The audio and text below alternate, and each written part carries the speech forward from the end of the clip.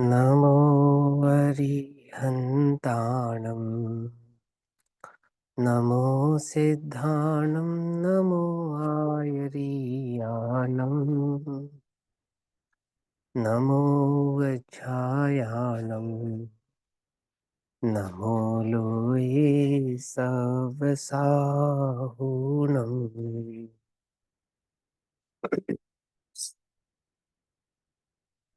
मङ्गलं भगवान् वीरो मङ्गलं गौतमो गणी मङ्गलं कुन्दकुन्दार्त्यो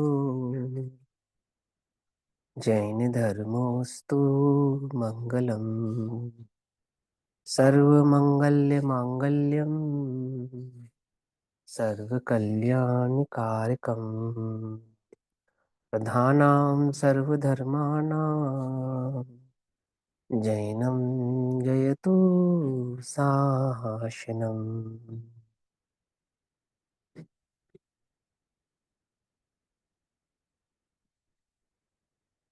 तज्जयति परं ज्योतिः समं समस्तैरनन्तपर्याये दर्पणतलीव सकलाः प्रतिफलति पदार्थमालिका यत्र।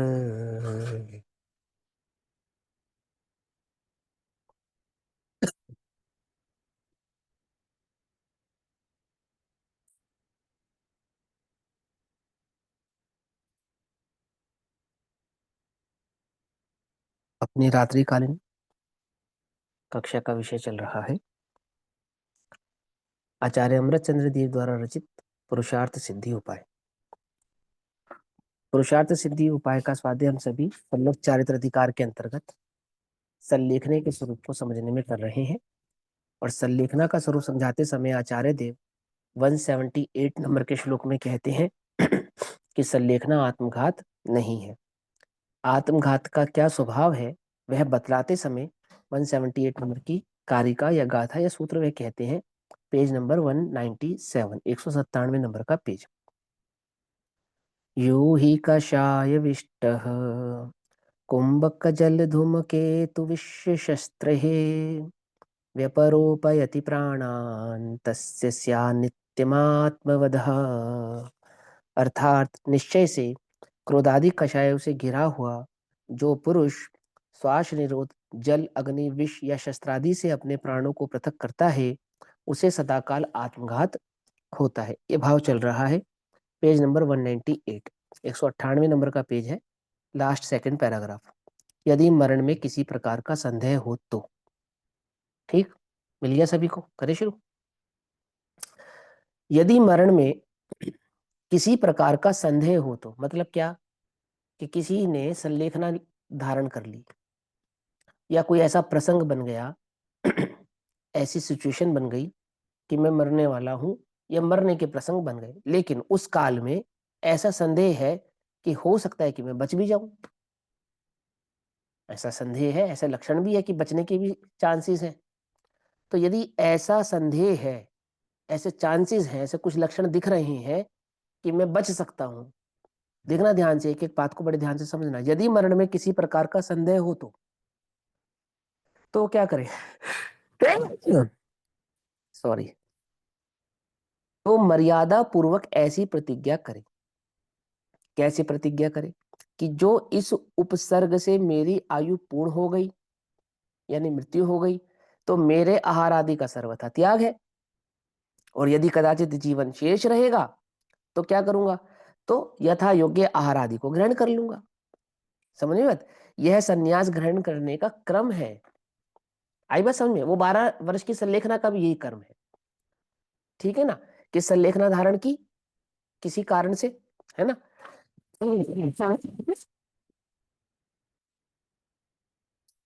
देखो, किसी कारण से संलेखना भाव धारण किया।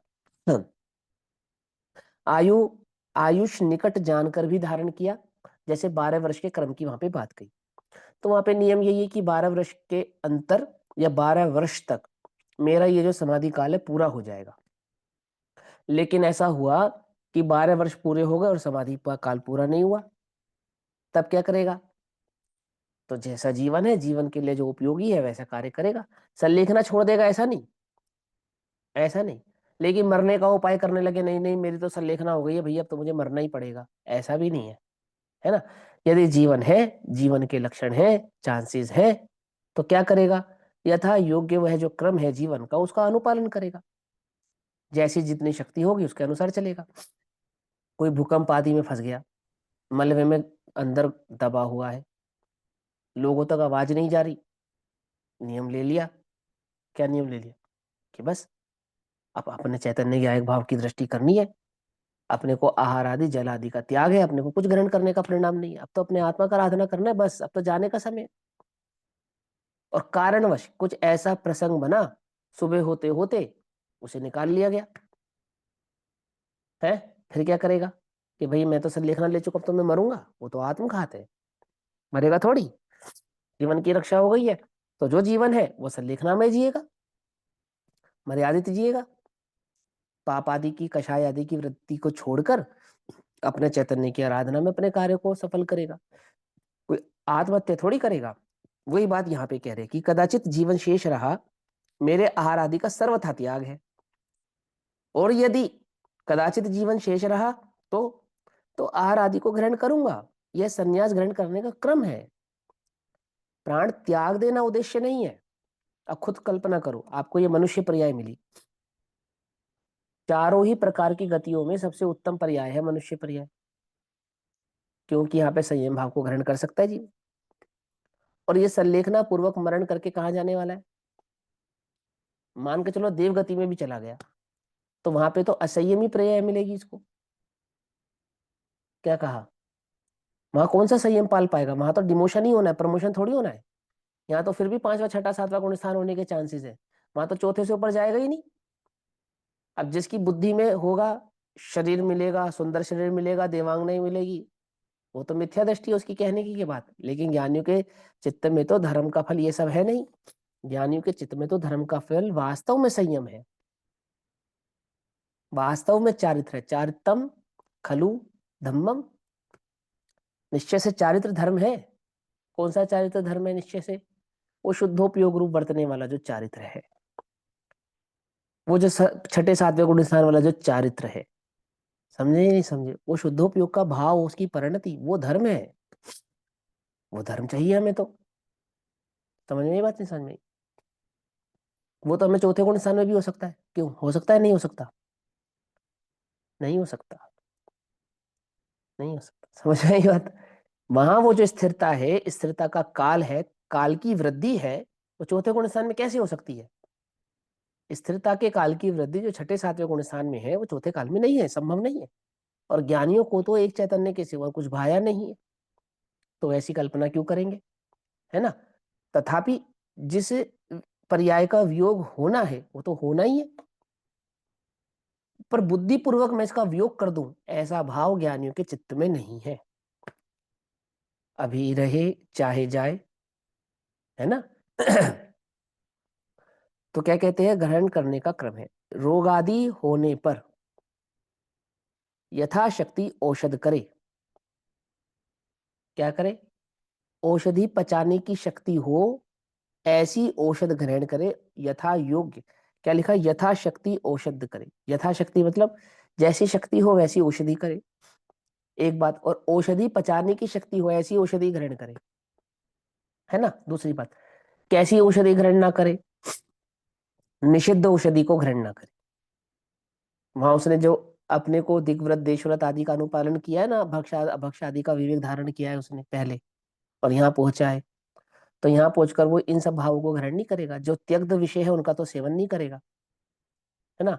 मधु मांस मदिरा का त्याग तो आवृत्ति को भी है, और जिन औषधियों में मांस आदि का ग्रहण करना होता हो, उन औषधियों को तो वह ग्रहण करेगा नहीं, मधु आदि को तो ग्रहण करेगा नहीं, समझे ना। ऐसा त्याग तो आवृत्ति के भी है, जिसको सामान्य श्रावक कहा था, सप्तव्यसन आदि के भाव में पहले कहा था, पांच उदंबर फल और मधु मांस मदिरा, ऐसे तीन प्रकार के मकार का त्याग कराया और उसको अव्रति कहा। तो इतना त्याग तो अव्रति के भी है, यह तो व्रति हुआ है। क्या कहा, जो अव्रति के करने योग्य भी नहीं है वो व्रति करेंगे क्या, ऐसा तो नहीं करेंगे, समझे। तो क्या करता है, रोग आदि होने पर यथाशक्ति औषध करे। देखो एक तो अपने को ना क्रम की खबर नहीं है, वस्तु स्वरूप की खबर नहीं है, चरणा नियोग की भी भली प्रकार से खबर नहीं है ना। द्रव्य नियोग तो छोड़ो, सात तत्वों के स्वरूप की तो बात छोड़ो। जो कहते हैं ना हम तो व्यवहाराभास, या हम तो चारित्र हमारा धर्म है और हम पूरा अच्छे से पालते हैं, निर्दोष आदि पालन करते हैं आदि आदि, उनको भी खबर नहीं है कि वो उसका स्वरूप क्या है, उसका वास्तविक तरीका क्या है। देखो रोग हो गया, मुनिराजों के रोग हो सकता है, हो सकता है ना। दो प्रकार के मुनिराज हैं, एक रोग का निवारण ना करे, अपने चैतन्य आत्मा को संभाले, लेकिन ऐसे भी मुनिराज हो सकते हैं कि रोग की तीव्रता में परिणामों की शुद्धि ना रह पाए, तब क्या करे, तब मुनि अवस्था में ही औषधशाला में नहीं जाएंगे, मुनि अवस्था में ही हॉस्पिटल में नहीं जाएंगे, मुनि धर्म का त्याग करेंगे, फिर उसका इलाज करेंगे, और इलाज करने के पश्चात फिर मुनि दीक्षा धारण करेंगे और अपना स्वरूप संभालेंगे। लेकिन वो अंदर में तो एक भ्रम है ना, 20 साल की दीक्षा, 15 साल की दीक्षा, 10 साल की दीक्षा, क्योंकि बढ़ा क्या है, बड़ा क्या है। और ये कारण है वो 6 डाला बदलनी पड़ रही है आजकल। क्यों बदलनी पड़ रही है, वही बात है, वो चुवरी अंतरंग में, मुनि व्रत धार अनंत बार गिरे वे कुपजायो, पै निज आत्म ज्ञान बिना सुखलेश न पायो। बात ही नहीं समझ में आ रही है, बात ही नहीं समझ में आ रही है, कुछ भी उल्टा सीधा कोई भी अर्थ निकालने को तैयार है। शरीर में खून है या पानी है, ऐसी बातें कहने को पड़ रही है? अब शरीर में खून है या पानी है तो पता ही नहीं, पर ये शरीर के ऊपर एक छोटा लोटा रखा है ना, ये खाली है पूरा, ये समझ में आ रहा है, समझ में आई बात, नहीं समझ में आई? ये घड़े के ऊपर एक छोटा घड़ा रखा है ना ये पूरा खाली है, ये बात ही नहीं समझ में आ रही तुम्हें इतनी सी। और मैं 20 साल की दीक्षा से बड़ा हूं, अरे अनादि का प्रभु है, उससे बड़ा है, अपने द्रवत्व स्वभाव से बड़ा है। वो पर्याय से बड़प्पन चाहता है, मिथ्या दृष्टि है, पज्जई मूढ़ा ही पर समय, 93 नंबर की गाथा है ना, पज्जई मूढ़ा ही पर समय, प्रवचन सार जी में 93 नंबर की आई थी, है ना। पर्याय मूढ़ मिथ्या दृष्टि है, मिथ्या दृष्टि है, समझे। वो पर्याय से बड़ा बनना चाहता है, द्रव्य स्वभाव की दृष्टि करना ही नहीं चाहता। उसके क्या चरणानुयोग समझ में आएगा, उसे क्या भगवान का वैभव समझ में आएगा, उनका बतलाया हुआ मार्ग समझ में आएगा। वास्तव में तो व्यवहाराभासी भी व्यवहाराभासी नहीं है, क्या समझे। ना निश्चयभासी वास्तविक निश्चयभासी है, ना व्यवहाराभासी ना वास्तविक व्यवहाराभासी, ढोंग है, व्यवहाराभास का भी ढोंग है, कोरा मिथ्या दृष्टि है, कोरा, समझे। एक चौथी प्रजाति भी है, व्यवहाराभासी, निश्चयभासी, उभयाभासी, और चौथी प्रजाति है ढोंगी, व्यवहाराभास का भी ढोंग, निश्चयाभास का भी ढोंग, और उभयाभास का भी ढोंग। कैसे, समझे नहीं समझे। व्यवहाराभासी कम से कम अंतरंगों से धर्म तो मानता है, उसमें दोष तो नहीं लगाना चाहता, क्या समझे। निश्चयभासी कम से कम एक तरफा तो है कि हाँ मैं चैतन्य हूं, तो वो पूरा पक्का सांख्यमती है बुद्धि से। ये तो मायाचारी की बुद्धि है, जमुना गए तो जमुना दास, गंगा गए तो गंगा दास, क्या समझे। ये तो ढोंग है, ढोंगा भाषी समझे नहीं समझे, ऐसा नहीं। वहां क्या समझ रहा है कि वो मैं उस चारित्र का अनुपालन करता, अब मेरा मुनि धर्म बना रहे, बस मैं नगन हूं ना, बस चाहे तुमसे तुम ड्रिप लगाओ, चाहे तुम जो मर्जी करो, मेरा मुनि धर्म बना रहना चाहिए। कषाय के अभाव का नाम मुनि धर्म है, 3 कषाय चुकड़ी के अभाव का नाम मुनि धर्म है। मुनि धर्म में निर्दोष निर्दोष मुनि धर्म का नाम मुनि धर्म है, नगन रहने का नाम मुनि धर्म नहीं है। फिर मैं चाहे जो मर्जी करूं, जैसे मर्जी करूं, ये समझने वाली बात है भैया। अब लगती है बात कि ऐसा कहते हैं, अपने को भी तो दुख होता है, क्यों, अपने अपने माता पिता का कोई स्वरूप बिगाड़े तो अपने को दुख होता नहीं होता है। पंच परमेष्ठी कौन है हमारे, तमेव माता च पिता तमेव, तमेव बंधु च सखा तमेव, क्या समझे। आप ही है, जो कुछ है आप ही है। अनियंतों का स्वरूप बिगाड़ता था, अब साधुओं का भी स्वरूप बिगाड़ने लगा, क्या करें। यहाँ संन्यास ग्रहण ग्रहण करने का, यह संन्यास ग्रहण करने का क्रम है, क्रम है। रोग आदि होने पर यथाशक्ति औषधि करे, कोई कोई आपत्ति थोड़ी है औषधि ग्रहण करने में, कोई दिक्कत नहीं है। पर कौन सा गुण स्थान है, कौन सी योग्यता है, कैसी कषाय है, कैसी तुम्हारी अवस्था है, व्यवस्था है, उसके आधार से ग्रहण करे। क्या नहीं करे, पाप औषधि को तो ग्रहण नहीं करेगा, वो तो अव्रति के भी त्याग है, व्रति की तो बात ही क्या परंतु जब रोग असाध्य हो जाए तब तब क्या करे? तब औषधि का मोह त्याग दे। भैया रोग के निवारण, असाध्य मतलब क्या? जिसको साधा ना असाध्य। जा सके, ठीक ना किया जा सके, ऐसा रोग हो गया जिसका उपचार नहीं है, जिसे हम ठीक नहीं कर सकते। आई बात समझ में? रोगादि होने पर यथाशक्ति औषधि करे, परंतु जब रोग असाध्य हो जाए, ठीक नहीं हो सकता, पक्का कंफर्म हो गया, अब इसका इलाज नहीं हो रहा, तब क्या करे? किसी प्रकार भी उपचार से लाभ नहीं हो तो ऐसी दशा में यह शरीर दुष्ट समान सर्वथा त्याग करने योग्य कहा है। जैसे दुष्टों का संसर्ग नहीं करना चाहिए, ऐसे ही इस देह का भी संसर्ग नहीं करना चाहिए। अर्थात इसको बचाने का, औषधि का, अन्य अन्य जो विमोह भाव है उनको छोड़ देना चाहिए, व्यर्थ की कल्पना करना छोड़ देना चाहिए। क्या करना चाहिए? स्वरूप की ओर अपनी दृष्टि करनी चाहिए, अपने आत्म चैतन्य रत्न को संभालने का प्रयास करना चाहिए। हाँ बोलो। भैया इधर क्वेश्चन है। हाँ। इधर लिखा है कि यथाशक्ति आशत करे, एंड देन कुछ भी उपचार से, उपचार नहीं है, ट्रीटमेंट नहीं है। तो यहाँ हम्म। जब भी हम ट्रीटमेंट नहीं है ऐसे बोलेंगे, एलोपैथिक ट्रीटमेंट तो है मगर उसको गिनना नहीं चाहिए ना कि ट्रीटमेंट है करके। खाली वास्तव में आयुर्वेद तो में जितना है उतना ही ट्रीटमेंट में गिनना चाहिए। देखो सुनो, थोड़ा सा ना, थोड़ा सा दृष्टिकोण बदलना पड़ेगा, अपना व्यापक होना पड़ेगा। पहले अपने गुण स्थान को समझे, अपनी योग्यता को समझे, अपनी कषाय को समझे, पहला काम ये करें। ठीक है ना? यदि नियम लिया है एलोपैथी के त्याग का, तो प्राण जाने की कीमत पर भी घृणा ना करे, त्याग तो उसका नाम है। क्योंकि त्याग करते समय तो यही सौगंध खाई थी ना, मरण पर्यंत तक भी ग्रहण नहीं करूंगा, सौगंध तो यही खाई थी ना, यही तो प्रण लिया था। और मरण पर्यंत अवस्था आ गई, अब मरने की अवस्था आ गई, अब क्या करें? तो नहीं ग्रहण करने का नियम है तो नहीं ग्रहण करेंगे। व्रत तो उसका नाम है, संयम तो उसका नाम है, एक बात है ना। अब आपने प्रश्न किया कि अगर इलाज है, बचाया जा सकता है, एलोपैथी में इलाज है, फिर क्या करें? है ना? जैसा पद है, यदि पद के अनुसार एलोपैथी का ग्रहण करने का निषेध है तो नहीं ग्रहण करें,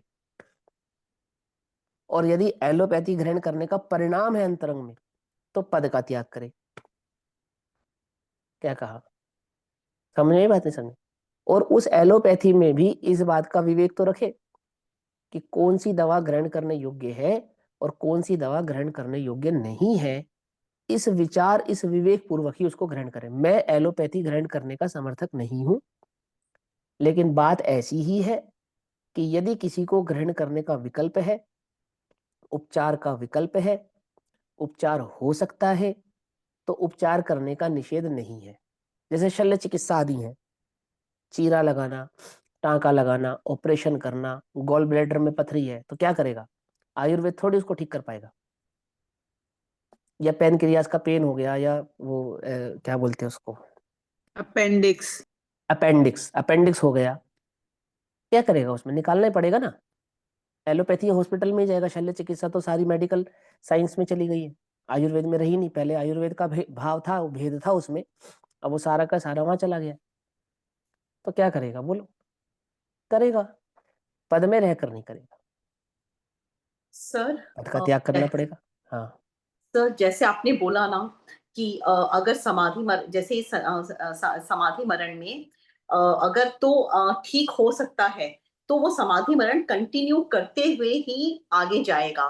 सपोज एलोपैथी में ऐसा आ जाए, अब तक ट्रीटमेंट नहीं था लेकिन आज नई दवाई इजाद हुई है, तो भी उसका समाधि मरण तो माना जाएगा ना। जैसे आपने बोला कि मलबे से निकल के बाहर आ गया सपोज, लेकिन वो समाधि मरण में रहेगा, तो वो मैंने क्या कैसे कहा, मैं पॉसिबल बतला है? रहा हूँ ना। हाँ, कि यदि उसका औषधि का, एलोपैथी औषधि का त्याग है, तो सर त्याग तो उसका आपकी नाम है कि मरण त्याग तो पर्यंत। है सर। हाँ पहले सुनो तो आपने पहले, बोला कि त्याग है, जैसे कि सपोज भूकंप में वो मलबे के नीचे दब गया हाँ और उसने सोच लिया कि अब मेरा कुछ नहीं हो सकता, मैंने सब त्याग कर दिया, बट वो हाँ। बाहर निकल आया। उसी हम्म, तरह से एलोपैथी में एक बार तो त्याग कर दिया, लेकिन नई दवाई कल ही आ गई तो और वो पद हो गिरा गई, ना। ग्रहण वेरीफाई हो करने के गई। परिणाम, ग्रहण करने के परिणाम में पद तो गिरेगा ना। पद गिरेगा। पद गिरेगा ना, पद छोड़ेगा ना। यदि उसने अच्छा। व्यवहार पद धारण किया है तो वो भी गिरेगा। अंतरंग पद तो वहीं गिर गया जहां वो परिणाम उत्पन्न आया हुआ। कषायों के वेग में गुण स्थान तो वहीं नीचे आ गया जब ये परिणाम उत्पन्न हुआ कि मुझे ये अमुक कार्य करना है, अथवा मैंने ये निश्चय किया कि मैं स्वामुक कार्य को करूंगा। निषिद्ध कार्य को करने का जब निश्चय किया मैंने, तो गुण स्थान तो अंतरंग में वहीं गिर गया, यदि गुण स्थान है तो। चूंकि यहाँ पे व्यवहार की मुख्यता से कथन चल रहा है और उसने व्यवहार पद को ग्रहण किया है, तो क्या करे? दो स्थितियां हैं। पहली स्थिति है परिणामों की संभाल करे और पद का त्याग ना करे। पहली स्थिति तो ये है, राजमार्ग तो यही है। अंत और दूसरा क्या है कि नहीं सहा जाता, नहीं हो रहा, लक्षण है।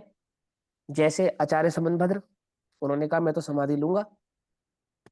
उनके गुरु ने कहा अभी समाधि का समय ही नहीं आया तेरा, ऐसे कैसे ले लेगा? आत्महत्या थोड़ी करनी है। आत्महत्या करने का नाम धर्म नहीं है। तुम त्यागो मुनिपद, छोड़ो उस मुनिपद को। तो क्या करूंगा मैं? बचपन से ही साधु हूं, कुछ काम धंधा करना नहीं आता, व्यापारी नहीं हूं मैं। क्या कहा? व्यापारी नहीं हूं मैं, कोई काम धंधा नहीं जानता। और कोई सेठ का पुत्र हो तो सेठ जी की दुकान पर जाके बैठ गया, वो कह रहे ये सब नहीं है। तो वो आचार्य उसको ये उपचार उपाय नहीं बताएंगे कि तुझे अपना रोग निवारण करना कैसे है, गृहस्थ के पास जाना है, किसके पास जाना है, बस मुनि पद धारण नहीं करना है। तुम देखो अपनी बुद्धि से करो अपना निवारण, जाओ। अब वो पंडित थे, पंडिताई जानते थे, तो पंडिताई करने लगे। पंडिताई माने हस्तरेखा देखना नहीं। पंडिताई अर्थात वो मंदिर में पुजारी हो गए जाके। समझ में ये बात नहीं समझ? शिवालय में हो गए जाके। और शिवालय में क्यों हुए? घृत मिथ्यात्व का दोष लगाने लगा, फलाना ये है था। अब वो पूरी कथा है, विस्तृत भाव है उसका, समझने पड़ेगा उसको ध्यान से, तो वो बात आपको समझ में आएगी। मूल बात क्या है? यदि रोग का निवारण हो सकता है, एक बात, प्रथम तो मर्यादा में रहकर ही रोग का निवारण करें। ठीक है? समझ में आती है बात? नहीं समझ में आती? मर्यादा में रहकर ही रोग का निवारण करें। समंत भद्र जैन मंदिर में भी जा सकते थे, समझे? मैं कहता हूं अच्छा है नहीं गए, बहुत बढ़िया किया। पता है क्यों? नहीं तो हम जैनियों को ये मौका मिल जाता कि हाँ हम मंदिर की वस्तु को ग्रहण कर सकते हैं। समंत भद्र ने भी तो की थी, पुजारी बनकर। क्या कहा? उस निर्माल्य को मैं भी तो ग्रहण कर सकता हूँ जब समंत भद्र कर सकते हैं। वो तो आगम के इतने जबरदस्त प्राकरण विद्वान थे, उन्होंने भी तो ग्रहण करा। मेहनताना मंदिर का, क्या समझे? अगर मैं मंदिर में मेहनत कर रहा हूँ, सेवा दे रहा हूँ, ट्रस्टी हूँ, किसी पद पे हूँ, अथवा मंदिर का किसी प्रकार से संरक्षण कर रहा हूँ, तो उसका हकदार हूं ना मैं भी। जब समंत भद्र ग्रहण कर सकते तो मैं नहीं कर सकता? भैया क्या हमको कह रहा पता हूँ? नहीं है उनकी स्टोरी, उन्होंने क्या ग्रहण किया और कहाँ वो पंडित बने हाँ हैं कोई ये बात नहीं, सब। बाद में पढ़ना। अभी तुम्हें मुझे समझाने दो जिन्होंने समझ रखी है। ठीक है? कहानी पढ़ना पहले, है ना? नहीं अच्छा हुआ नहीं करा, सर बहुत बढ़िया करा। सर, आप सर आपने कहा कि जिस सर्जरी वर्जरी करानी है तो करवा सकते हैं मुनिपद का हाँ। त्याग करके। पर हम्म। एक अपन को जो पालन किया है, जो भी व्रत लिया है उसका पालन करना है। तो हम्म। सर्जरी के बाद तो दवाइयां डॉक्टर देते हैं, एंटीबायोटिक्स एंड ऑल। तो जब तक उसमें ठीक तो नहीं हो सब जाओगे कुछ तब तक रहता पद है। नहीं लेंगे आप। तो जब उसमें तो तक कुछ कुछ मिला हुआ हो सकता है ना। वो आप, मैंने आपसे क्या बोला? मैंने कहा ना ये बड़ा खतरनाक टॉपिक, मैं तो कह ही रहा हूँ, मैं एलोपैथी के हक में नहीं हूँ। लेकिन बात तो सर्वांगीकरण के साथ ही कही जाएगी ना। मैं खींचतान नहीं चाहता, मैं तो एक बात समझा रहा हूँ, पहले अपने परिणामों को संभाले। सबसे पहला उपाय तो यही है। ठीक है ना? परिणाम नहीं संभलते हो और कोई कोई चारा नहीं है, कोई ऑप्शन नहीं है, तो क्या करें? पद में रहकर, भूमिका में रहकर तो कार्य करने योग्य नहीं है। ठीक? और भूमिका से गिरकर, अब हम तो एलोपैथी, आप जैनी छोड़ो, किसी को जगत में नहीं लेनी चाहिए। समझ में ये बात? इतना बड़ा झूठ और इतना बड़ा छलावा है, आपको मालूम नहीं है। मैं क्या बतलाऊं आपको? देखो, विश्व में 100-200 डॉक्टर लगभग ऐसे हैं, वो वो क्या नाम है उस बीमारी का, मोटापा कम करने के लिए वो क्या करते हैं कि बड़ी आंत को काट के छोटा कर देते हैं, बैरिएट्रिक बैरिएट्रिक सर्जरी। हैं। हाँ, अब वो मुझे नाम समझ में नहीं आ रहा, छोड़ो। तो वो बड़ी आंत को काट के छोटा कर देते हैं, तो उससे ऑटोमेटिकली आपको भूख कम लगती है और आप पतले होते चले जाते हैं। ये उनका एक सिस्टम है, फंडा है। ज्यादा डॉक्टर नहीं, 100-200 डॉक्टर है पूरी दुनिया में इस चीज के। मैंने वो सेमिनार अटेंड किया, तो 200 के 200 डॉक्टर, एक डॉक्टर ने वहां पूछा, वो भी डॉक्टर था जिसने सवाल किया कि मैं इन 200 डॉक्टरों में 150 डॉक्टर ऐसे हैं जिनका खुद का पेट बाहर है, क्या इन्होंने वो सर्जरी खुद के लिए प्रेफर की, खुद को वो रेफर किया कि मैं ये सर्जरी कराने के लिए तैयार हूं? तो एक भी डॉक्टर ने नहीं कराई। क्यों नहीं कराई अगर वो इतनी बढ़िया चीज है तो? क्योंकि उन्हें पता है कि हम क्या कर रहे हैं। समझे या नहीं समझे? एक एक पैरेलल मेडिकल होता है, सिस्टम होता है मेडिकल साइंस के अंदर, उसको पैरेलल मेडिफिकेशंस कहते हैं। वहां पे ये समझाया जाता है कि किसी भी व्यक्ति को रोग क्यों होता है। तो एक रिसर्च ये कहती है कि जो कैंसर के डॉक्टर हैं उनको कैंसर नहीं होना चाहिए, क्योंकि उन्हें कैंसर के सारे सिम्टम्स, कॉजेज एंड वो सब उनको मालूम है कि किस कारण से वो कैंसर क्रिएट होता है बॉडी के अंदर, तो उनको नहीं होना चाहिए ना। लेकिन ऐसा नहीं है, ऐसा नहीं है। कैंसर स्पेशलिस्ट डॉक्टरों को भी कैंसर होता है और कैंसर से मर जाते हैं, इलाज नहीं करा पाते अपना या कर पाते। तो वो पैरेलल साइंस ये कहती है, मेडिकल ये कहती है कि जिसके चित्त में मायाचारी, क्रोध, मान, इसकी अधिकता होगी, उसको कैंसर हुए बिना रहेगा नहीं।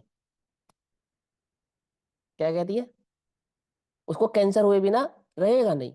ये जितने भी कैंसर के डॉक्टर हैं इन्हें ये बात पता है कि हमें ये काम नहीं करना चाहिए, फिर भी वो मरीज से वो काम करवाते हैं, उस प्रकार की दवाइयां उन्हें देते हैं। हर डॉक्टर को ये पता है कि मैं अपने मरीज को जो दवाई लिख रहा हूँ इसका एक सस्ता सब्स्टिट्यूट भी है, अथवा इस दवाई की इसको जरूरत नहीं है, तो भी वो लिखते हैं, बोलते हैं, बतलाते हैं। क्यों? क्योंकि उनको अपने जो करोड़ों रुपए मेडिकल डॉक्टर बनने में खर्च किया ना, वो पैसा कमाना है। और ये एक कारण है कि विश्व में डॉक्टर भी बीमार है। वो उस स्टडी की टोटल कंक्लूजन है। इस पूरी दुनिया में जो लोग बीमार होते हैं या असाध्य रोगों तक जाते हैं, असाध्य तक रोगों तक जाने के दो कारण होते हैं। एक, हमारा गलत लाइफस्टाइल, यानी हमारा खान पान या हमारा संयमी जीवन नहीं होना, है ना, या यूं को अनर्गल चर्या जो हमारी है, ना हमें ये सब समझ है कि किस प्रकार से खाना पीना है या किस प्रकार से जीवन जीना है, मैंने भोग भोगने की जो अति है।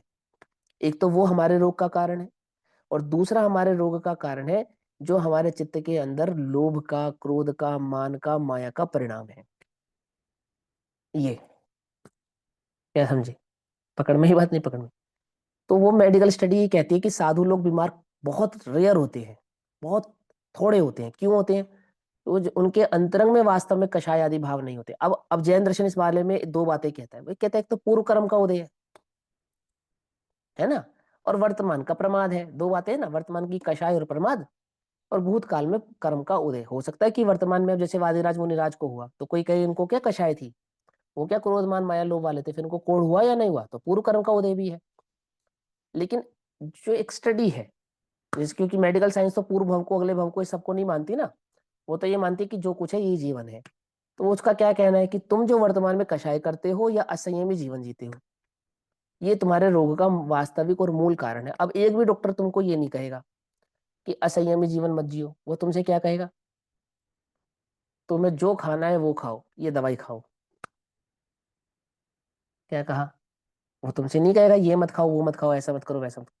जो खाना खाओ, ये इंजेक्शन लगवा लो, ये गोली खा लो, मैं तुमको जो लिख कर भेज रहा हूँ ये कोर्स कर लो। समझ में ये बात नहीं? समझ में? मेरे हॉस्पिटल में एडमिट हो जाओ, ऑपरेशन करा लो, सर्जरी करा लो, हाथ निकलवा लो, ये कर लो, वो कर लो। वो कभी भी लिवर ट्रांसप्लांट करा लो, किडनी ट्रांसप्लांट करा लो, वो कभी आपको रिवर्स थेरेपी की ओर लेकर नहीं जाएगा। क्यों नहीं लेकर जाएगा? क्यों? उसकी दुकानदारी खत्म हो जाएगी अगर वो रिवर्स थेरेपी की ओर ले जाएगा। समझे?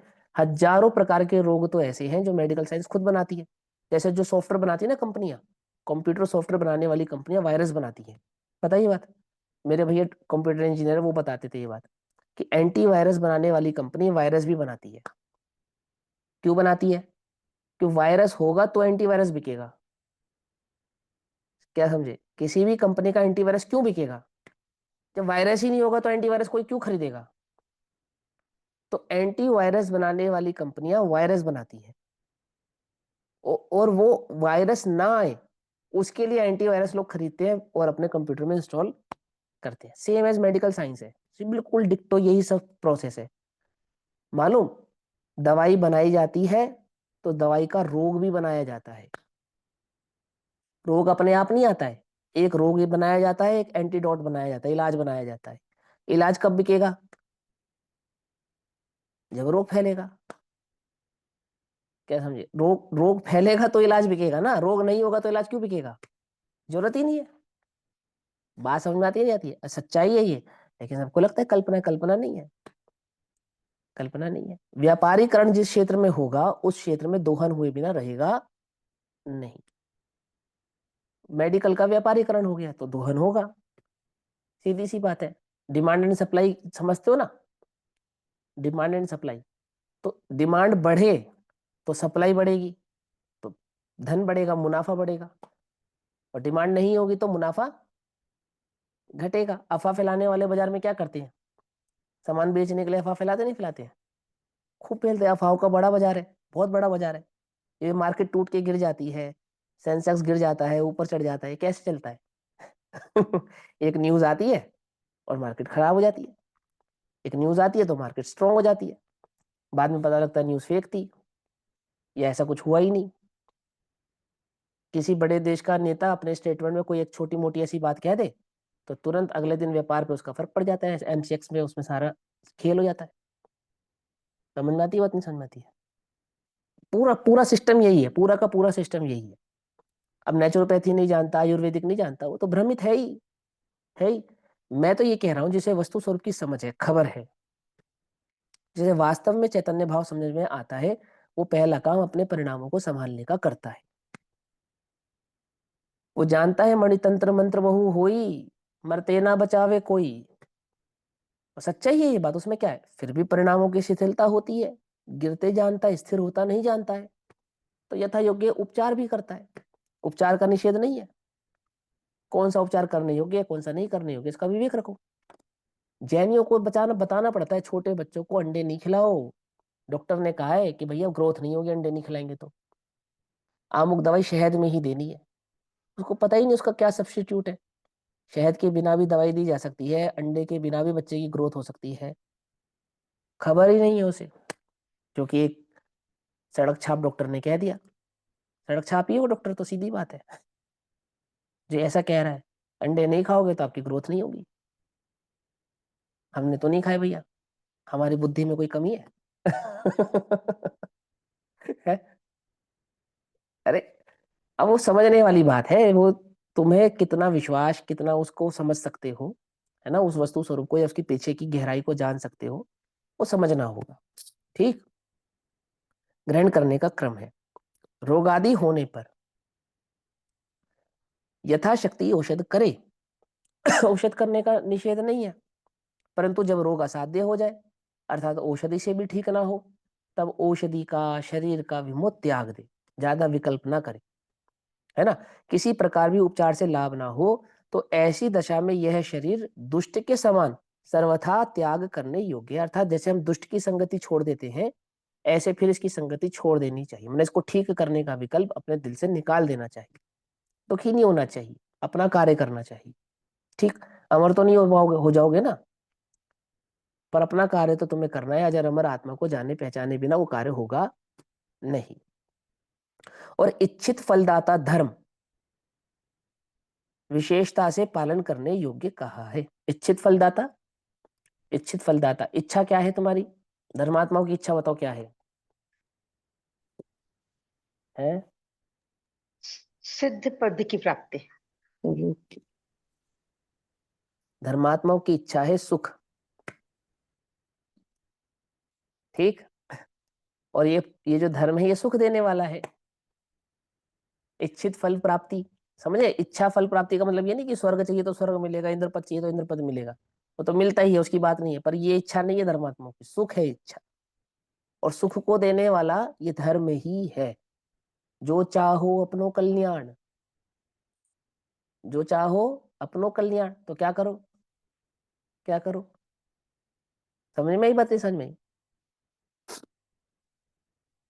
विशेषता से पालन करने योग्य कहा है। जे त्रिभुवन में जीवन अंत, सुख चाहे दुखते भयवंत।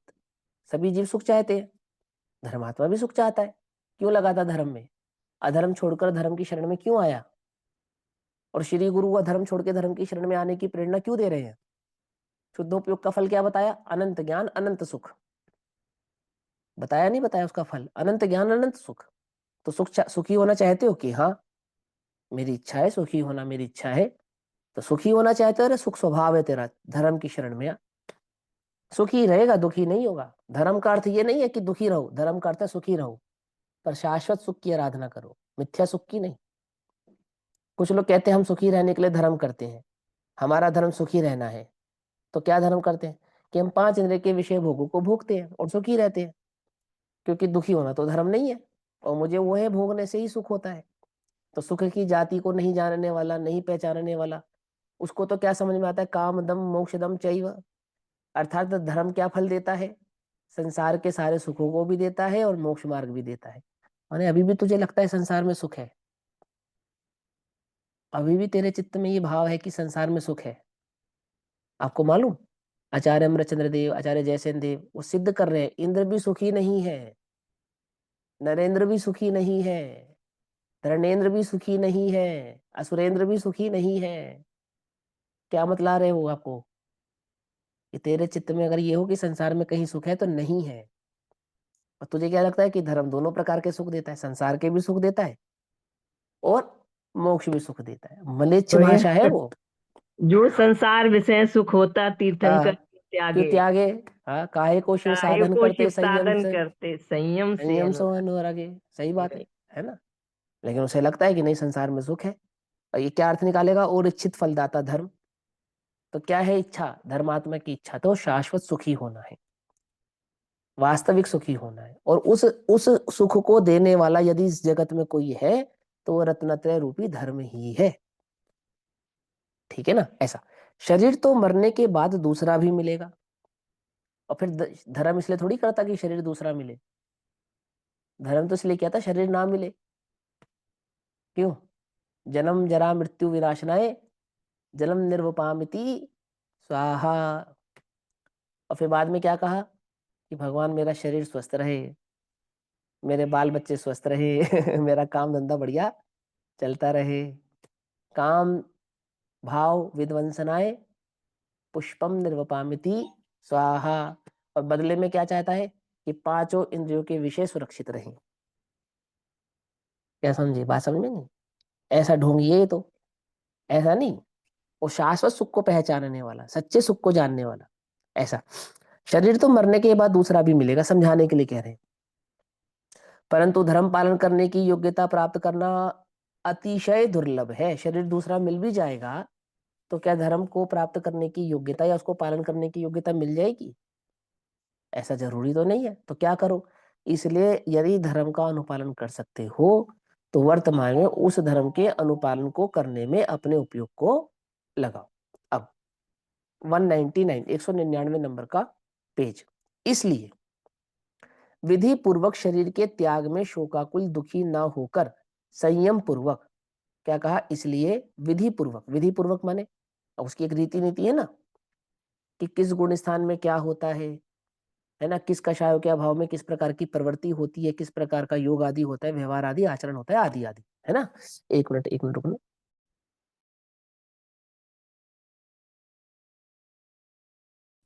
विधि पूर्वक, तो विधि पूर्वक समझते हो ना, माने कहाँ क्या करने योग्य है, किस गुण स्थान में और किस अवस्था में क्या योग्य है, विधि पूर्वक शरीर के त्याग में शोकाकुल दुखी ना होकर। तो जो आपने सल्लेखना आदि धारण की, तो सल्लेखना कैसे धारण की, अणुव्रत आदि ग्रहण करता हुआ वो सल्लेखना के भाव में आया। विधि पूर्वक जो तुमने सल्लेखना धारण की है, नियम पूर्वक जो सल्लेखना धारण की है, क्या करे, वहां पर शोकाकुल नहीं होना, दुखी नहीं होना, संयम पूर्वक मन वचन काय का उपयोग आत्मा में केंद्रित करना चाहिए। संयम पूर्वक अर्थात सीमित होता हुआ, अपने उपयोगों को बाहर से हटाता हुआ, और अपने मन वचन काय, जो उपयोग मन वचन काय में दौड़ता है ना, उस उपयोग को कहाँ ले जाए, चैतन्य में लगाए। तो कहते हैं मन वचन काय से आत्मा को समझना चाहिए या वहां अपने उपयोग को लगाना चाहिए। जन्म जरा मृत्यु शरीर से संबंधित है। जन्म शरीर का होता है, बुढ़ापा शरीर को आता है, मृत्यु शरीर की होती है। जन्म जरा मृत्यु शरीर से संबंधित है, मुझे नहीं है ऐसा चिंतन करे, ऐसा विचार करे, ये मुझे नहीं है, ऐसा चिंतन करके निर्ममत्वी होकर, अर्थात शरीर से मेरा पना ममत्व भाव त्याग कर, विधि पूर्वक आहार घटाकर। अब विधि पूर्वक आहार घटाने का नियम क्या है कि पचाने की शक्ति जैसे जैसे घटती जाए वैसे वैसे आहार का मोह भी छोड़ता जाए। विधि पूर्वक आहार घटाकर अपने त्रिकाली अकषाय, त्रिकाली अकषाय कौन है, त्रिकाली है मेरा द्रव्य स्वभाव, और उसका स्वभाव कैसा है, कषाय नहीं होना, ठीक है ना। अकषाय ज्ञाता मात्र स्वरूप के लक्ष्य से काय क्रश करना चाहिए। काय क्रश करना चाहिए अर्थात काय से मोह हटा देना चाहिए। काय क्रश करना चाहिए मतलब ज्यादा देह की बुद्धि नहीं रखनी चाहिए। काय संबंधी कषाय को क्रश करना, काय क्रश करना कहलाता है। फिर बोले, काय संबंधी कषाय को क्रश करना यानी मिटाना। तो क्या होता है, वो काय क्रश का भाव है, उसको काय क्रश करना कहते हैं। अब काय को कैसे क्रश करोगे, तो काय दो प्रकार से क्रश होती है। जैसे मोटे लोग पतले होते जिम जाते हैं, क्रश करते नहीं करते हैं फास्टिंग करते हैं, उपवास करते हैं, भैया मुझे पतला होना है, पतला होना है, वो वाली क्रश नहीं ये कौन सा क्रश है, ये जो शरीर में अहम बुद्धि है, मोह बुद्धि है, राग बुद्धि है, तन उपजत अपनी उपज जान तन नशत आपको नाशमान, पांच इंद्रिय के विषय भोग मेरे सुख के कारण है, रसना इंद्रिय का जो विषय बहुत तीव्र है, स्पर्शन इंद्रिय की जो विषय की इच्छा है, इस ओर से अपने उपयोग को हटाते, इसको कहते हैं काय को क्रश करना। बुढ़ापे में क्या होता है, पाचन शक्ति तो घट जाती है और रसना इंद्रिय का विमोह तीव्र हो जाता है, बढ़ जाता है, उन्हें खाने की लालसा तो हो जाती है अधिक और पचाने की शक्ति हो जाती है कम। तो क्या करे कि वो जो लालसा बढ़ी है ना अंदर में रसना इंद्रिय के प्रति, उसको घटाए, उसकी ओर से अपने उपयोग को हटाए, इसको कहते हैं काय क्रश करना। डॉक्टर साहब मुझे भूख नहीं लगती, भूख बढ़ाने की दवाई दो। मेरा पाचन दुरुस्त नहीं रहता, मुझे पाचन दुरुस्त करने की दवाई दो। पहले मैं 10 रोटियां खाता था, अब 2 ही रोटी खा पाता हूँ, ऐसी कोई दवाई दो कि फिर से 10 रोटी खाने लगूं। क्या है कोई उपाय, है कोई तो उपाय होगा, समझे ना। वो उसको कहते हैं काय क्रश करना, मतलब व्यर्थ के उपाय ना करना, काय के संबंध में व्यर्थ के उपाय ना करना, है ना। एनर्जी बूस्टर के नाम पर जाने किस किस के नाम पर कुछ भी बस कचरा शरीर में डाले जा रहे, डाले जा रहे। बूढ़े से जवान हो जाइए, एक कैप्सूल खाइए, है कोई जवान नहीं हो रहा है, लेकिन कचरा और भरा जा रहा है शरीर के अंदर, समझे ना। मैंने जितना संयमी जीवन रहेगा उतना स्वस्थ जीवन रहेगा, ये बात नहीं बतला रहा कोई। वहां तो कह रहे असंयम को पालन करने के लिए क्या प्रेरणा दे रहे, आपको असंयमी जीवन जीना है, बोलो कि हाँ, तो हम तुम्हें दवाई दे रहे हैं, ये खाओ और खूब असंयमी जीवन जियो। और क्या कहे तुमसे, ये चल रहा है, तुम्हें जितना संयम में जीवन जीना हो उतना संयम में जीवन जियो, और असंयम जीवन जीने की शक्ति हम तुम्हें देंगे। आमुक गोली खाओ, आमुक गोली खाओ, आमुक कैप्सूल खाओ, और जितना हो सके उतना असंयमी जीवन तुम जी, जवान दिखो, स्वस्थ दिखो, दुरुस्त दिखो। क्या करो फिर उससे, मैं इसका निषेधक नहीं हूं, मैं तो कह रहा हूँ स्वस्थ रहो, लेकिन स्वस्थ रहने का ये उपाय थोड़ी है। स्वस्थ रहने का उपाय तो संयम है, स्वस्थ रहने का उपाय तो मन का और तन का संयम है। क्या समझे, आहार का संयम है, ना तुम्हारे आहार का संयम है, ना तुम्हारे विचार का संयम है, ना तुम्हारे देह का संयम है। हम तीनों को असंयमित रखना चाहते हैं लेकिन स्वस्थ होना चाहते हैं। समझ नहीं, बात नहीं समझ, ये उपाय नहीं करना भैया, इसको कहते हैं क्रश करना। क्रश करना माने व्यर्थ के उपाय ना करना, देह के संदर्भ में व्यर्थ के उपाय ना करना। देह के संदर्भ में जैसी उसकी योग्यता अवस्था हुई है वैसा उसको सहजता से स्वीकार करना, प्रमादी नहीं होना। पढ़े हैं, घंटों तक पढ़ेंगे, प्रमादी नहीं होना। यदि तुम्हारे यथा योग्य जो कार्य करने योग्य है उनको यथा नियम पूर्वक कार्य करना, अपने समस्त कार्यों को करना। समझे बात? व्यर्थ का भोजन ग्रहण नहीं करना। पाचन शक्ति घट गई है तो जैसी पाचन शक्ति है उसके अनुसार भोजन ग्रहण करना। आप मुझे एक बार बताओ, गाय पशु बीमार हो जाता है ना, गाय बछड़ा ये बीमार हो जाता है ना, भैंस, तो इनको पूछो, ये पालन करने वाले से पूछो, ये क्या करते हैं? खाना छोड़ देते हैं। सबसे पहले वो भोजन छोड़ देते हैं, 2 दिन तक 3 दिन तक भोजन ग्रहण नहीं करते, फिर ठीक हो जाते हैं, फिर ग्रहण करने लगते हैं। जंगल में कौन दवाइयां देने जा रहा है? कौन जा रहा है? अथाह जीव राशि, अथाह जीव राशि संसार में। सबको उपचार पता है, क्या है? त्रियंचों को पता है उपचार की संयम उपचार है। ये बुद्धिमान मनुष्य को नहीं पता कि संयम उपचार है। क्या कहा? जिसे तुम गधा कहते हो, घोड़ा कहते हो, जानवर कहते हो, उसे पता है कि संयम रोग का उपचार है।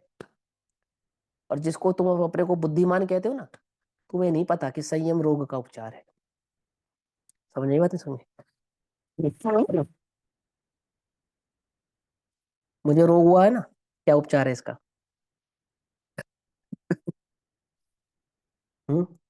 मालूम? संयम। क्या संयम? अब नेचुरोपैथी ये कहती है कि कफ शरीर में जब बने, हम तो उसको डस्ट एलर्जी और ये सब के कारण हो रहा है, लेकिन ये जो बनता है ये क्या है, किस चीज का सूचक है? कि शरीर में गंदगी बढ़ रही है, उसका सूचक है ये। फिर क्या करे? कुछ मत करो, जाने दो, निकलने दो। क्या कहा? लघु शंका, दीर्घ शंका, क्या करे? रोके, दवाई खा के रोके है? ये निकलने दे, जाने दे, वेस्ट है वो बॉडी का, देखो वेस्ट, निकलने दो। और क्या करो? कि जो कफ बढ़ाता हो ऐसे भोजन का त्याग कर दो। ठीक है ना? उपवास करो, फिर क्या होगा? आपो आप ठीक हो जाएगा रोग।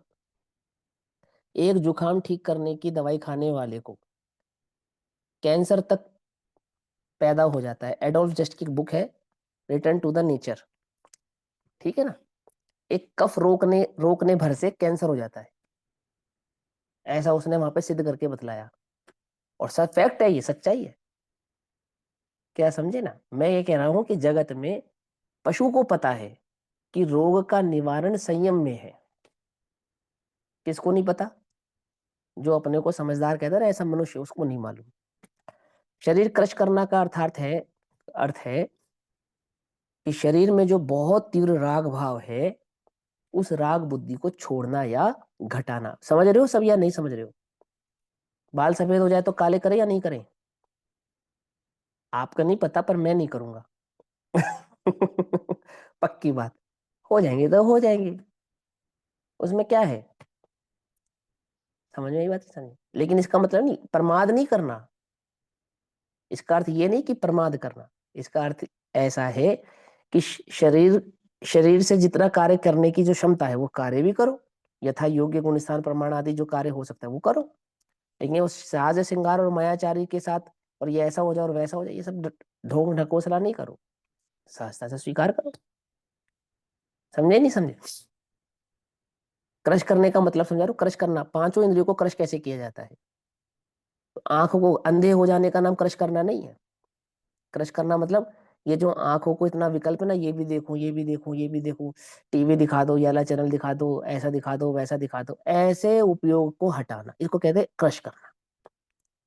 आमुक गाना सुनो, आमुक संगीत सुनो, आमुक संगीत सुनो, आमुक आमुक बात सुनो, भी कथा सुनो। अरे भैया 2 4 बात कर लिया करो, हमारे पास बैठ जाया करो, हमसे भी बात कर लिया करो। क्या बात कर ले तुमसे? और बताओ, काम धंधा कैसा चल रहा है? तुमने आज क्या खाया, क्या कमाया, उसके घर में क्या हो रहा है, उसके साथ क्या घटना घटी? ये सब विषय त्यागना, इसको कहते हैं कर्ण इंद्रिय के विषय को क्रश करना, यानी कर्ण को क्रश करना। बहरे हो जाने का नाम क्रश करना नहीं है। क्या समझे? पकड़ में ही बात या नहीं पकड़ में? ऐसे स्पर्श इंद्रिय संबंधी सॉफ्ट सॉफ्ट चीजें मिले, गद्दा मिले, बढ़िया, मेरे को मेरे अनुकूल वातावरण मिले, एसी मिले, गर्मी में हीटर मिले, आदि आदि, ऐसे परिणाम का त्याग करना, ऐसे स्पर्शन इंद्रिय को क्रश करना। आई बात समझ में? नहीं समझ में? कैसे क्रश किया जाता है? आती है ना समझ में? अब आपको अंधा होने का नाम आंखों को क्रश करना, बहरे होने का नाम कानों को क्रश करना है, दांत तोड़ने का नाम भोजन को क्रश करना है। ऐसा नहीं, उल्टा नहीं पकड़ना। क्रश करना माने वहां जो तुम्हारा उपयोग इतना दौड़ रहा है वहां से अपने उपयोग को हटाना, रस नहीं लेना, इंद्रिय के विषय के रस को घटाना, है ना, बहुत रस नहीं लेना। तो रस घटाना उसको कहते हैं क्रश करना।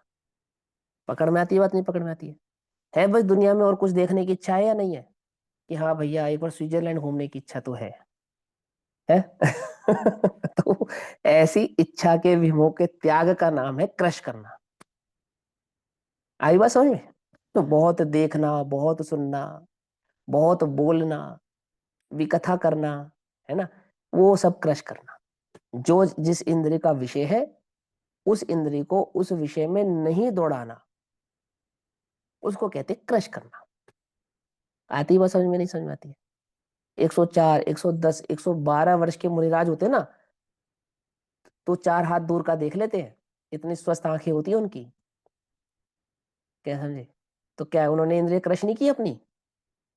10-10 किलोमीटर, 12-12 किलोमीटर का पैदल विहार करते हैं 100-100 साल के मुनिराज, 90-90 वर्ष के मुनिराज। तो इंद्रिय क्रश की नहीं की उन्होंने अपनी? क्या समझे? क्रश करने का मतलब शरीर को कमजोर करना नहीं। क्रश करना माने शरीर संबंधी विषयों से अपने उपयोग को हटाना। पकड़ रहे हो या नहीं पकड़ रहे हो? आ रही है बात समझ में? उसको स्वस्थ करने के विकल्प के नाम पर अनर्गल चीजों का सेवन नहीं करना। समझे? मर्यादित जीवन जीना, इसको कहते हैं इंद्रियों को क्रश करना। इच्छा हो रही है रात में खाने की, क्रश करो। इच्छा हो रही है भक्ष खाने की, क्रश करो। इच्छा हो रही है अनर्गल बातें करने की, अनर्गल कुछ चेष्टाएं करने की, कुछ चित्र देखने की, वार्तालाप करने की, कुसंगति करने की, क्रश करो, क्रश करो। समझ में आई बात? नहीं समझ में? क्रश करना मतलब समझ रहे हो? हाँ भैया कल से हम एक समय रोटी खाएंगे, उसका नाम क्रश करना नहीं है। तुम 2 समय रोटी पचा सकते हो, तुम 2 समय खाओ, कोई दिक्कत नहीं है, कोई समस्या नहीं है। तुम्हारे गुण स्थान, तुम्हारी अवस्था में तुम 2 समय रोटी खाते हो, खाओ। अष्टमी चतुर्दशी का नियम पालन करो, क्रश करो। पकड़ में आई बात? नहीं पकड़ में आई? क्रश करना समझ रहे हो? है या नहीं समझ रहे हो? ऐसा चिंतवन करके निर्ममत्वी होकर विधि पूर्वक आहार घटाकर अपने त्रिकाली अकषाय ज्ञाता मात्र स्वरूप के लक्ष्य से काय क्रश करना चाहिए। आत्मा के लक्ष्य से काय क्रश करना चाहिए। आत्मा के लक्ष्य से काय की बुद्धि छोड़ देनी चाहिए, काय में सुख बुद्धि छोड़ देनी चाहिए। आती है बात समझ में? है ना? ऐसा शास्त्रामृत के पान से। भैया उसका मतलब ये हुआ ना कि आ, अगर मुझे म्यूजिक सुनने को अच्छा लगता है तो हाँ। आत्मा की तरफ वो उपयोग को लगाने का, हम्म। म्यूजिक से हटाने का, उसका मतलब हम्म। यही हुआ ना हाँ आपने सीधी कहा सी वो। बात है, हाँ यही है इसका मतलब। सच्ची बात तो यही है। अब आर्त रौद्र ध्यानी तो क्या कहेगा, खूब म्यूजिक सुनो मन स्वस्थ रहता है, कहेगा नहीं कहेगा? ऐसे ही कहेगा, डॉक्टर तो ही कहते हैं म्यूजिक सुनने से मन स्वस्थ रहता है। तो मुनिराज तो सबसे ज्यादा टेंशन में रहते होंगे, अस्वस्थ रहते होंगे, त्रियंचों का क्या होता होगा? अब कैसे तुम्हें समझाए? अब वो जिसकी पूरी बुद्धि बाहर ओर है, बाहर की ओर है, उसका तो जो भी जगत में इलाज है सो है। पर वो वास्तविक इलाज तो यही है, इसमें लिखा ना। अब तुमने म्यूजिक सुनना तो छोड़ दिया और आत्माराधना की नहीं, फिर क्या होगा? समझे नहीं समझे? फिर तो टेंशन होगी। तो ऐसे व्यक्ति को क्या बोलेंगे? कि ऐसे व्यक्ति को बोलेंगे यदि तुझे संगीत में चित्त लगता हो तो भक्ति भक्ति में चित्त लगा। भक्ति है ना, वहां संगीत आदि सब भाव है। अनर्गल प्रकार के मैंने संगीत को त्याग कर और भगवान की भक्ति आदि में के संगीत में अपने चित्त को लगा, वहां ऐसा बतलाएंगे। ठीक है ना, बीच का मार्ग ये निकाल कर बतलाएंगे। परंतु वास्तविक बात तो यह है कि आत्माराधना हो और इंद्रिय का विषय छूटे। समझे? ऐसा मैं बता रहा हूँ ना। 100-110 वर्ष के मुनिराज होते हैं, 112-115 वर्ष के मुनिराज, 104 वर्ष के मुनिराज तो हमने भी देखे हैं, और स्वस्थ एकदम, कोई कोई आंखें भी बिल्कुल स्वस्थ, कोई चश्मा नहीं उनके, कुछ नहीं, एकदम ना सर्दी ना गर्मी, कुछ नहीं, हीटर चला रहे, एसी चला रहे, कुछ नहीं, 104 वर्ष की हो और स्पीड चलने का है, जवान जवान लोग हार जाते हैं। ऐसा ऐसा बिल्कुल एकदम मत्थम सी चाल और एकदम बिना रुके 10-10 12-12 किलोमीटर का विहार करते हैं। उसमें क्या है, समझे नहीं बस समझे। तो क्रश करने का मतलब कमजोर करना नहीं होता देह को। क्रश करने का मतलब होता है देह से असंयमी भाव का त्याग कर देना, असंयम से अपने उपयोग को हटा लेना, इसको कहते हैं क्रश करना। ठीक। शास्त्रामृत के पान से तथा स्वसन्मुखता द्वारा, दो बातें ना, स्वसन्मुखता द्वारा और शास्त्रामृत का पान यानी शास्त्र का स्वाध्याय और आत्मा का अनुभव द्वारा कषायों को क्रश करना चाहिए। कषाय कैसे क्रश होती है? स्वाध्याय करने से और आत्मानुभूति से। दो ही उपाय हैं, तीसरा कोई उपाय नहीं है कषाय को क्रश करने का। पश्चात 4 प्रकार के संघ के साक्षी में भैया मुनि, सॉरी टू इंटरप्ट, हाँ हाँ भैया हाँ बोलिए ना। हमारा अभी सस्वनवेदन नहीं होता है ना, क्योंकि हमको अनुभव नहीं हुआ है, तो हमारे लिए तो शास्त्र ही बनेगा ना। हाँ तो शास्त्र स्वाध्याय करो ना। करते हो शास्त्र स्वाध्याय? कितनी देर करते हो हैं? पश्चात 4 प्रकार के संघ की साक्षी से, माने मुनि, आरिका, श्रावक, श्राविका, इसको 4 संघ कहते हैं। इसमें नीचे 4 प्रकार का संघ मुनि, आरिका, श्रावक, श्राविका की साक्षी से समाधि मरण में सावधान उद्यमवंत होना चाहिए। सावधान होना चाहिए और उद्यमी होना चाहिए, माने प्रेरक, प्रेरित होकर करना चाहिए, उत्साह से करना चाहिए। मेरा कार्य है ऐसे भाव से उसको करना चाहिए। अब अंत की आराधना से चिरकाल की हुई सम्यक व्रत नियम रूप धर्म आराधना सफल हो जाती है। इस भाव को हम अगली कक्षा में पढ़ेंगे, अभी समय हुआ। तब तक के लिए सभी को जय जिनेन्द्र। ओम नमः सिद्धेभ्यः। भैया और एक क्वेश्चन है, वो हाँ आगे बोलिए। हमने पढ़ा कि वो 12 साल तक होता है, वो क्या है? वो 12 साल बतलाएंगे, आगे तक। बतलाएंगे, बतलाएंगे या नहीं आगे आएगा तो मैं बतलाऊंगा क्या होता है। ठीक है चलो। निज निधि निज में बताई यह अनंत उपकार है, उसके लिए जिनवाणी माँ को वंदना शत बार है। नमो हरिहंताणं नमो नमो हरि नमो नमो हरि।